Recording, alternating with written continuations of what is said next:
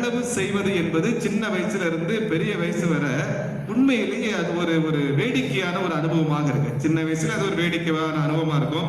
என்ன களவெடுத்துருவோம், களவெடுத்துட்டு என்ன செய்வோம், திரு திரு திரு திருன்னு என்ன செய்வோம், முழிப்போம். முழிச்சிட்டு அதை மறைக்கிறதுக்கு நாம படுற பாடு இருக்கு, நாம சொல்ற பொய் இருக்கு, அதெல்லாம் பார்த்தா ஒரு புத்தகமே என்ன செய்யலாம், எழுதலாம். அது நமக்கு மட்டும் தான் தெரியும், சரிதானே? அப்படி நம்ம பல காரியங்கள் நடந்திருக்கும். அது இன்ட்ரெஸ்டிங்கா இருக்கும். வாழ்க்கை, நம்முடைய வாழ்க்கையிலே அடுத்த நிலைக்கு போவதற்கான படிப்பினையை அந்த களவுகள் சொல்லித் தருகிறது. சின்ன வயசுல நீங்க செய்த களவுகள் வாழ்க்கையில் இந்த களவு எப்படி, எந்த ஒரு அளவுக்கு அது ஒன்றுமே இல்லாதது, அது மகிழ்ச்சி தர முடியாது என்பதை இந்த களவுகள் தான் சொல்லித்தரும். எனவேதான் களவையும் கத்துமறை என்று சொல்லப்பட்டிருக்கிறது.